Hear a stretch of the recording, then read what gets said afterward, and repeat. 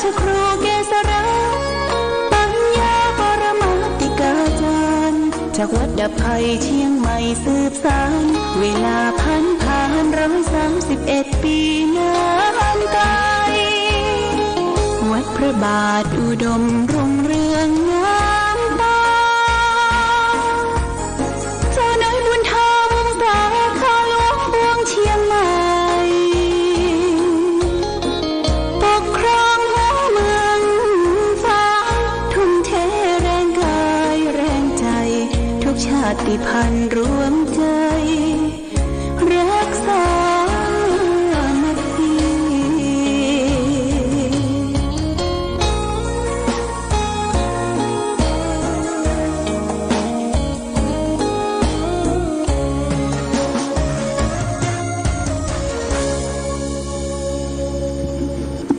เจริญสุข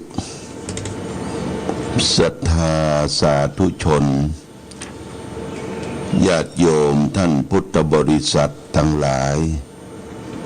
วันนี้รายการธรรมประทีปส่องต่างก็ได้มาพบปะกับพ่อแม่พี่น้องศรัทธาสาธุชนญาติโยมแห่งครั้งหนึ่งวันนี้เป็นวันจันทร์ที่4เดือนกรกฎาคมพุทธศักราช2565ซึ่งตรงกับเดือน10เหนือเดือน8ใต้ขึ้น6ค่ำญาติโยมวันนี้ก็เป็นวันจันทร์เป็นวันเริ่มงาน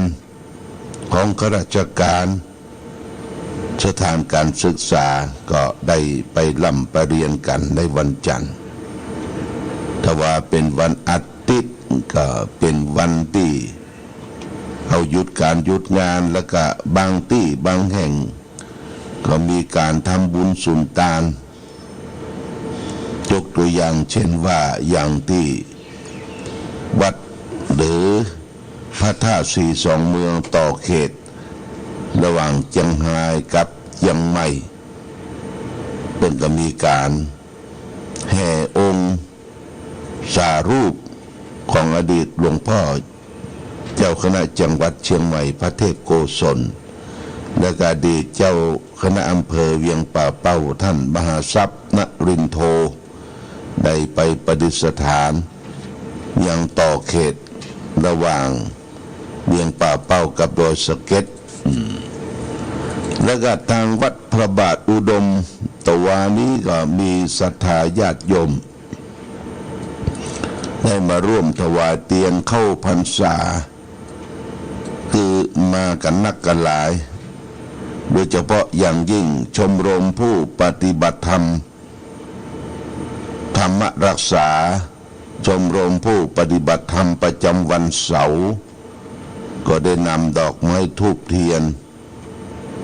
เครื่องสักการะแล้วก็ได้นำอาหารกลางวันได้มาถวายพระสงฆ์และได้ร่วมกันรับทานอาหารกลางวัน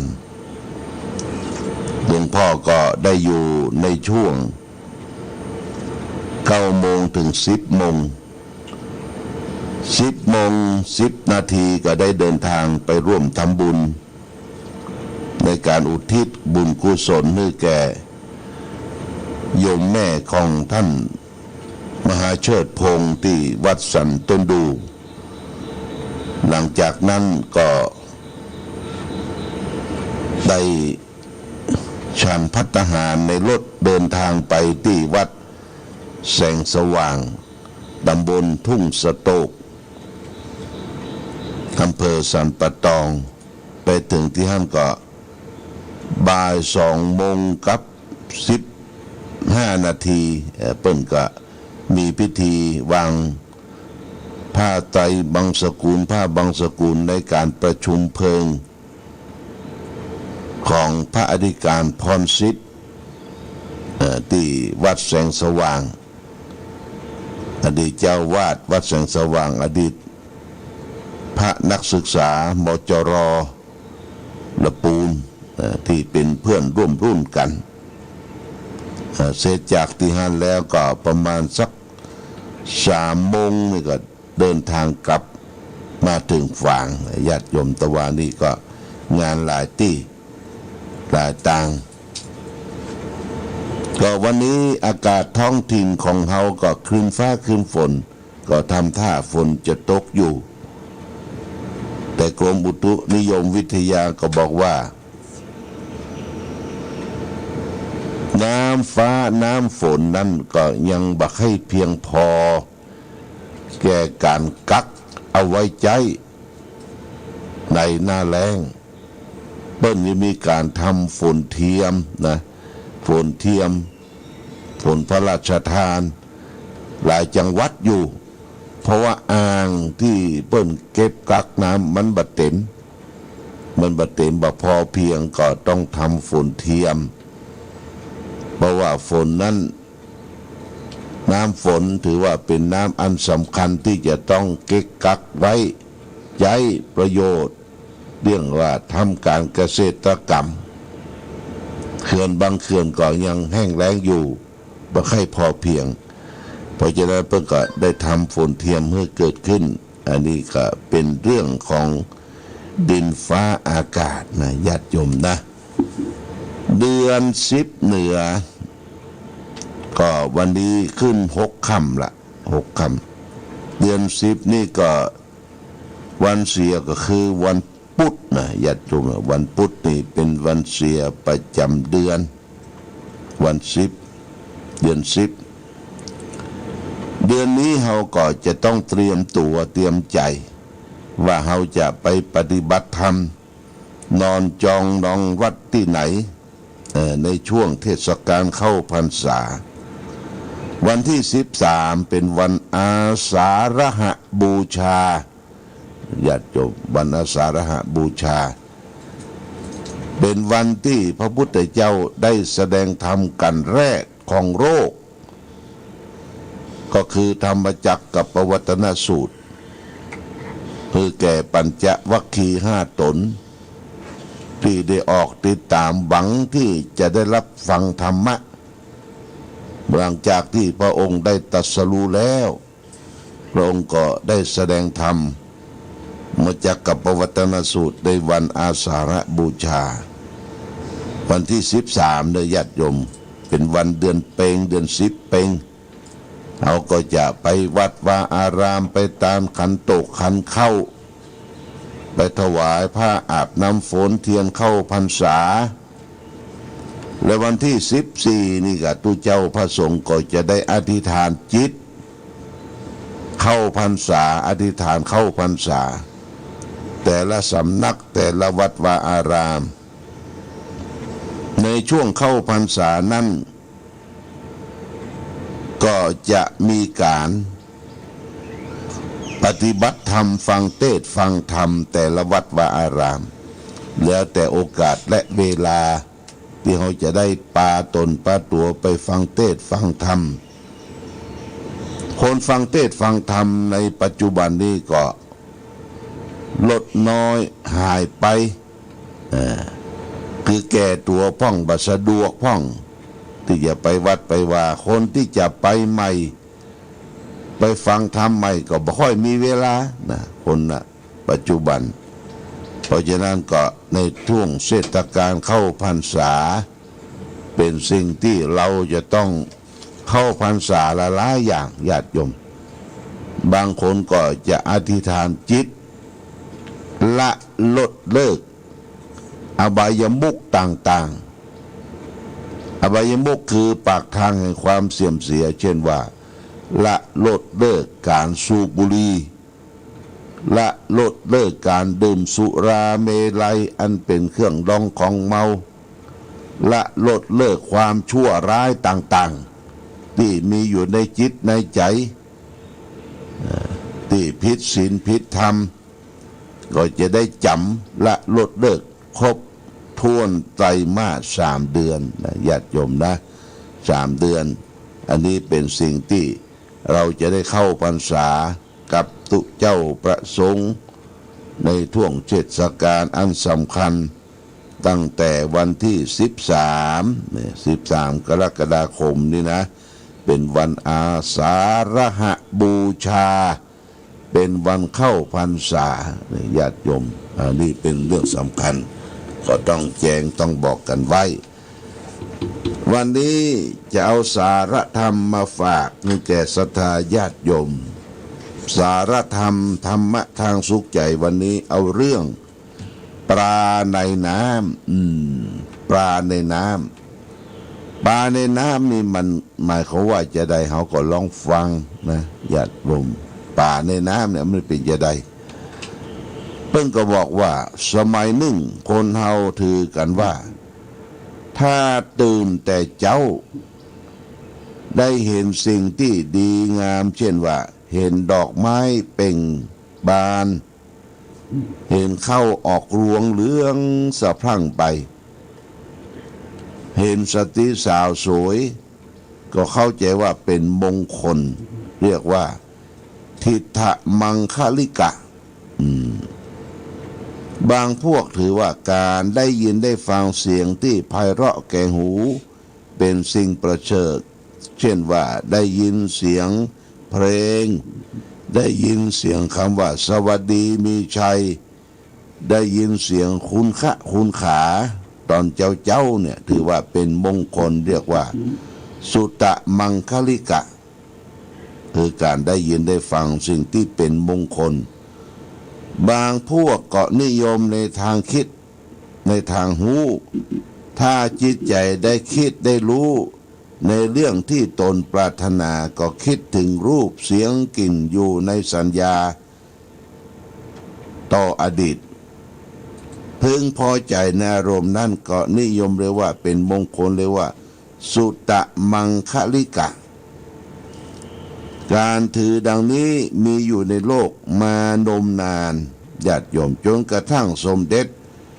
พระสัมมาสัมพุทธเจ้าเสด็จอุบัติขึ้นในโลกแล้วก็แสดงลักษณ์มงคลให้คนทั้งหลายแต่ถึงกาละนั้นความนิยมในเรื่องของดูรูปดูงามฟังเสียงไพเราะจิตใจเกาะเกี่ยวอยู่กับอารมณ์ก็เอิบอาบใจยังคงประจำของยังมีประจำของสัตว์ในโลกอยู่ทุกยุคทุกสมัยทั้งนี้เพราะจิตใจอะไรแนบแน่อยู่กับสิ่งเหล่านั้นมาเมินนานเสียแล้วก็จะบ่ฮืออะไรอย่างใดเล่าในเมื่อชีวิตทั้งหมดนี้เกิดจากกามคุณเกิดจากรูปเสียงกลิ่นรสสัมผัสดำรงได้และมีความสดชื่นรื่นรมก็เพราะมีกามคุณบำรุงอยู่เสมอเปรียบเทียบไปแล้วก็เช่นเดียวกับปูป่ามัตสาชาติทั้งหลายมันเกิดขึ้นในน้ำหากินในน้ำอาศัยในน้ำเป็นที่เอวที่เที่ยวที่กินที่นอนที่ถ่ายว่ายวนอยู่ในน้ำตลอดเวลาแปลว่ามันมีน้ำเป็นที่อยู่ที่อาศัยดังนั้นเมื่อปลาถูกพรากจากน้ำจึงเท่ากับว่าพรากชีวิตของมันออกจากสิ่งที่อาศัยปลาทุกตัวนี่ย่อมดิ้นรนเพื่อจะกลับไปสู่น้ำด้วยความอะไรจิตใจของคนเฮาก็เช่นเดียวกันอาลีโชวะทะเลจิตโตโอกะโมกะตะอุปโตปริทันนทินังจิตตังมารยังปหาตะเวจิตนี้ถูกพรากจากอะไรคือกามคุณเพื่อละบ่วงแห่งมารมันก็ย่อมดิ้นรนเหมือนป่าที่ถูกพรากจากห่วงน้ำฉะนั้นนี่เป็นพุทธประสิทธิ์ในธรรมบทคุตตกนิกายเปิ้นเปรียบเทียบว่าจิตของเฮาเนี่ยมันติด อยู่กามคุณคือติดในรูปสวยรูปงามเสียงเพราะสนอโสดติดในเรื่องสัมผัสติดในเรื่องสุขอยู่สบายมาตุกหน่อยเนี่ยก็หวนไปถึงขี้เก่าขี้หลังที่ได้เคยสัมผัสอยู่เนี่ยทำให้คนเขาลืมตัวติดอยู่ในกามคุณเมืองกับป่าญาติโยมป่านี่มันอยู่น้ำกินน้ำทายตีน้ำเราไปพลาดภาคจากมันออกจากน้ำมันก็มีชีวิตอยู่บนบกได้บ่เมินเท่าใดมันก็ต้องตายความดิ้นรนขนขวายทั้งที่ว่ามันอยู่ในภาชนะอยู่ในคลองอยู่ในน้ำครุอยู่ในภาชนะมันก็ยังดิ้นรนกระเสือกกระสนผงาบอยากจะไปสู่ที่อยู่ของมันก็คือน้ำชีวิตของคนเฮาก็เหมือนกันเฮามากักมากันอันที่เฮาห่างจากรูปเสียงกลิ่นรสโผฏฐัพพะ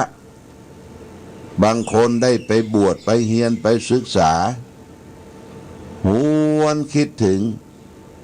ขี้เก่าขี้หลังเดี๋ยวกิเลสตัวนั้นมันก็มาพอกมาพูนไปลักกินเหล้าพ่องลักกินยาพ่องลักนั่นลักนี่พ่องนี่ก็แสดงว่ามันยังบ่สำนึกตนตัวยังหวนไปถึงขี้เก่าขี้หลังอยู่อย่างนี้เป็นต้นนี่สำคัญและญาติโยมท่านสาธุชนทั้งหลายเพราะฉะนั้นการที่เฮาได้ประพฤติปฏิบัติธรรมได้สละสิ่งที่เป็นทางโลกมาอยู่ทางธรรมก็ต้องมีขันติความอดทนมีโสระจะคือความสงเงียมเจียมตนว่าเฮาอยู่ในสภาพเช่นใดจะต้องอดทนต่อสู้ทางที่เคยได้กินได้อยู่อย่างสุขสบายเอามาอยู่ในที่อัตคัดขัดสนก็ต้องอดรนทนสู้ญาติโยมนะเมื่อเราอดรนทนสู้กับสิ่งต่างหลายทั้งปวงผ่านพ้นไปเราก็จะประสบว่ามีประสบการณ์ต่อสู้กับสิ่งที่ผ่านพ้นเราก็จะได้มีความสุขญาติโยมความสุขอย่างแท้จริงนะคือสุขที่อยู่ที่ความความอดความทนที่เราได้ผ่านพ้นวิกฤตการณ์ทุกสิ่งทุกอย่างไปอย่างนี้เป็นต้นเอาละญาติโยมท่านสาธุชนตะวาก็ไปงานที่วัดสันต้นดูก็ได้รับการให้หอมบริจาคจากคุณโยมแม่แก้วลูนไตรตระกูลบ้านหนองยาวใต้ได้ให้หอมมา1,000 บาทเพิ่นก็เขียนไว้เป็นอย่างว่าถวายค่าน้ำค่าไฟสถานีวัดน้ำบ่อสาวาพระบาทอุดมเนี่ย350 บาทถวายค่าน้ำค่าไฟพระธาตุ350 บาทและเป็นสะพานบุญกันเทศวันศุกร์กันเทศวันศุกร์หลวงพ่อในแห่ง300 บาทกันเทศวันศุกร์นี่ก็จะเป็นวันที่8ญาติโยมนะวันที่8อีกต้องขอบคุณอนุโมทนากับคุณแม่แก้วรุ่นไตรตระกูลปะปกเมื่อใดเพิ่งก็ยกเอาปัจจัยสตุ้งสตางค์ส่งเสริมพระพุทธศาสนาส่งเสริมการเผยแพร่ธรรมเป็นค่าไฟฟ้าสถานีค่าอินเทอร์เน็ตยิปาทะหลายอย่างหลายประการต้องขอบคุณอนุโมทนาสาธุมาณโอกาสนี้สถานีวิทยุที่เราฟังนี่ก็เช่นเดียวกันญาติโยมนะเราต้องใจแอร์เป็นแอร์เปิดนี่2 เครื่องแอร์เครื่องหนึ่งนั้นเปิดที่เครื่องทรงนี่เปิดสแตนบายไว้ตลอดทั้งวันตลอดทั้งคืนแถมเครื่องหนึ่งนั้นก็แอร์ที่เราตั้ง คอมพิวเตอร์ แล้วก็ทางวิทยากรที่มามาสาเหนื่อยใจ2 เครื่องก็ต้องเปลี่ยนสตางค์น้อยสำหรับไฟฟ้าที่ต่อเข้าสถานีเนี่ยต่อโดยตรงญาติโยมมีหม้อโดยตรงญาติโยมได้ให้ได้หอมได้บริจาคก็จะเป็นการเอาไปฝากไว้เป็นกองทุนแล้วก็เปิ้นเบิกไฟฟ้าแบบอัตโนมัติแต่ละเดือนเนี่ยแบบอัตโนมัติเป็นไฟฟ้าดัตวาวันเซิงคุณโยมกนกพิษชัยนาร้านนาผ่านล้าน2พี่น้องปากตางห้วยงูสันทรายก็บริจาคช่วยค่าไฟฟ้าวัดพระบาทอุดม1,000 บาทแล้วก็ช่วยค่าไฟฟ้าพระเจ้าหลวงบนวัดพระธาตุศรีมหาโพธิ์1,000 บาทโมทนาสาธุการได้ถวายทานแสงสว่างก็เป็นแสงสว่างทางใจก็ขอให้เฮามีความสุขมีความสว่างจิตใจหูตาอันใดก็ฮืดตันเหตุตันการญาติโยมนะอันนี้เป็นอานิสงส์การถวายไฟฟ้าจึงขออนุโมทนามาณโอกาสนี้และพร้อมกันนี้แต่ว่าก็ได้รับบริจาคให้หอมจากชมรมผู้ปฏิบัติธรรมธรรมรักษาเป็นยอดเตียนก็ดีเป็นยอดน้ำกินน้ำตาลก็ดีได้พอสมควรก็จะเป็นค่าไฟฟ้าค่าน้ำค่าไฟแล้วก็ถวายพระเนนที่ดูแลช่วยการช่วยงานนี่ญาติโยมต้องขออนุโมทนาสาธุมาณโอกาสนี้เอาละวันนี้รายการธรรมะประทีปส่องต่างได้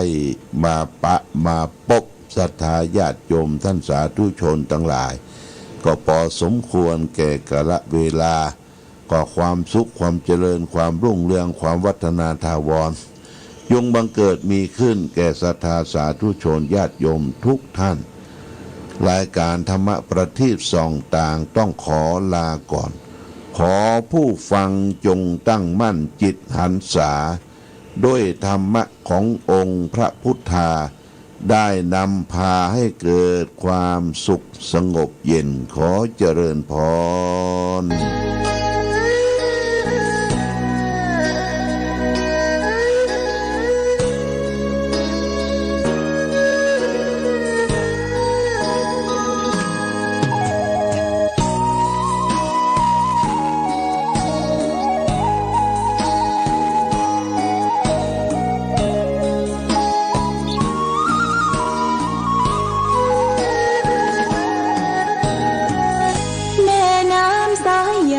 จากใต้ลงเหนือ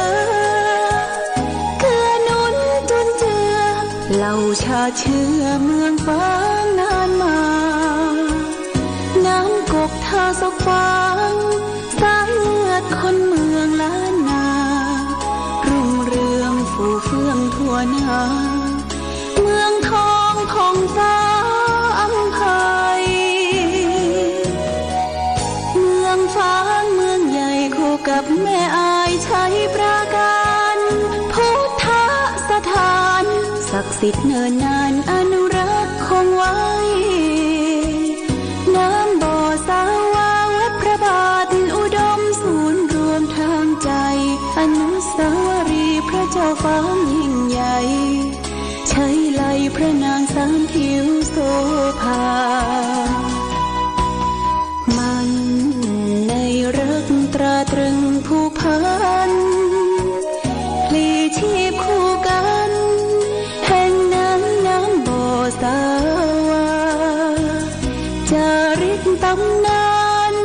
ชั่วการสืบทอดนานมาลูกหลานเมืองฟ้างทั่วหน้าต่างมาบูชาเชิดชูน้ำใสใจอุ่นอบอุ่นนายนางพี่น้องเมืองฝางเปิดทางต้อนรับทุกผู้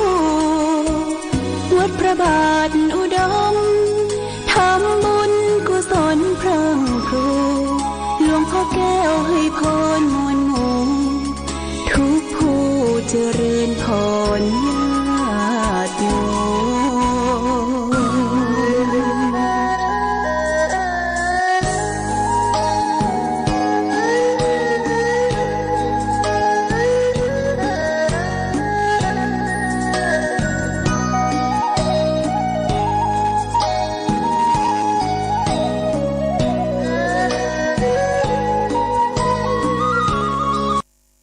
ธงชาติและเพลงชาติไทยเป็นสัญลักษณ์ของความเป็นไทยเราจงร่วมใจยืนตรงเคารพธงชาติด้วยความภาคภูมิใจในเอกราชและความเสียสละของบรรพบุรุษไทยประเทศไทยรวมและเชื้อชาติไทยเป็นประชารัฐผ้าไทยของไทยทุกส่วนอยู่ดำรงคงไว้ได้ทั้งมวลด้วยไทยล้วนหมายรักษาพันธิตไทยนิรักสงบแต่ถึงรบไม่คลาย